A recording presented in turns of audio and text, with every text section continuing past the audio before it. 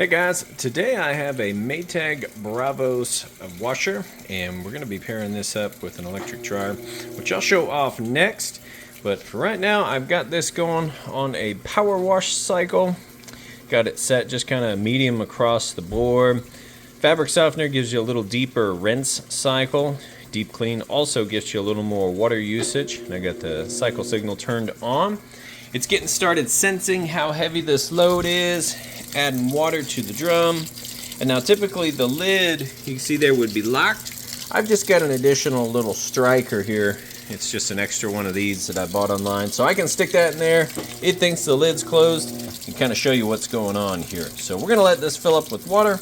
I'll come back, show you that it agitates, has a nice strong agitation, that it drains the water out like it's supposed to, and then finally when we get down here to the final spin, that it's got a nice, fast, smooth final spin cycle. And then once that's all done, we'll switch over and show you the dryer's working perfectly. Alright, now it continues to stop and add water. However, I think we're pretty much into the wash cycle now. And so how this machine works, a little different than your traditional machines that fill all the way up with water and have a center agitator post. The way this works is more like a front load washer, except top loading, where these, it's called blooming action, and what happens is these closed vortex, they come up the middle and go down the sides, so they're constantly being agitated on each other, like a front load washer, because you imagine a front load washer, as it spins, the clothes just fall on themselves, and that's the only agitation that happens in a front load washer. This also has the plate on the bottom though, so it helps move those clothes along. It also agitates the clothes as well. So these clothes push up through the soapy water, then they just keep making this vortex cycle, and that'll go on for a while. So the clothes end up getting pretty clean. I always do as much as I can on the settings to get as much water as I can, but it seems to do a really good job, especially when it does this good of a job blooming these clothes around. So that's how an HE top load machine works, as opposed to a front loader or the older, more traditional style that fill all the way up with water. So I'll let this go ahead and finish the wash cycle, and we'll come back for the draining. All right, we switched out of the wash cycle, moving into the rinse cycle. Get the drain, running that water out nice and fast.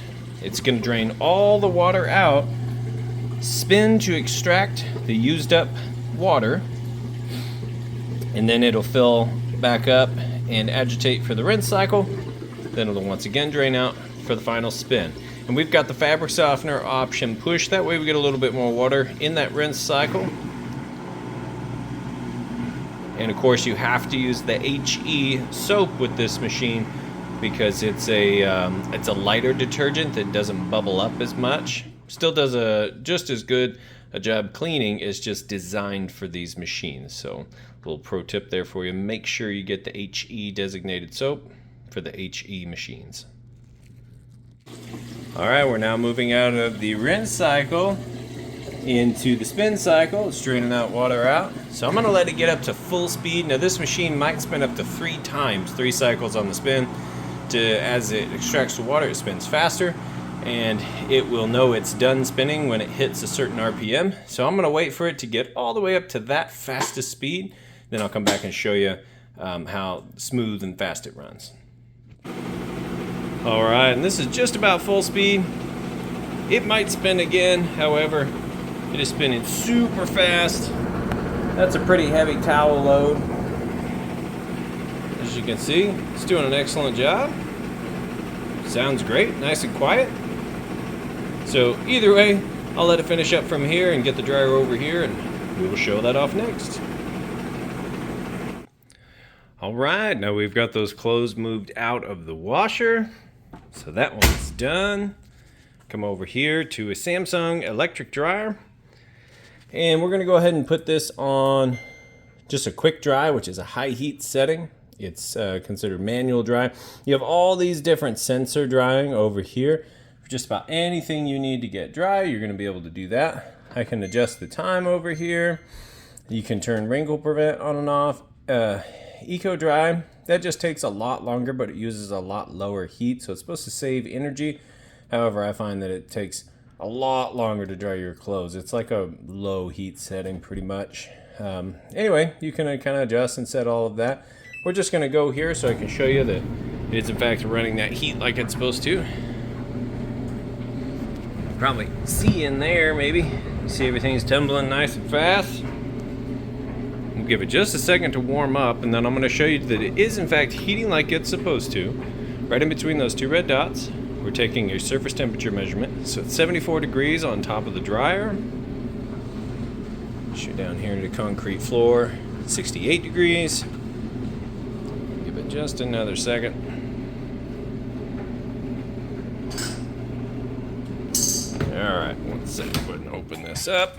Now right inside that heating element tube, it's plenty of heat coming out of that tube right there. It's nice and hot, and then that will continue to get hotter, and it'll heat the inside of your dryer up anywhere from about 95 all the way up to 195.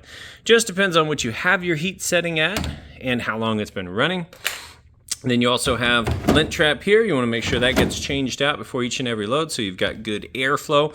That little nozzle back there, you can split your cold valve from your washer over to this dryer and get some steam functionality.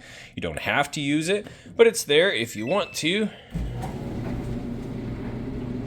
And then once you get your vent hose hooked up on the back of your dryer, it'll virtually be silent, just the sound of those clothes tumbling, but we can actually hear the blower motor right now because I don't have a vent hose hooked up on the back.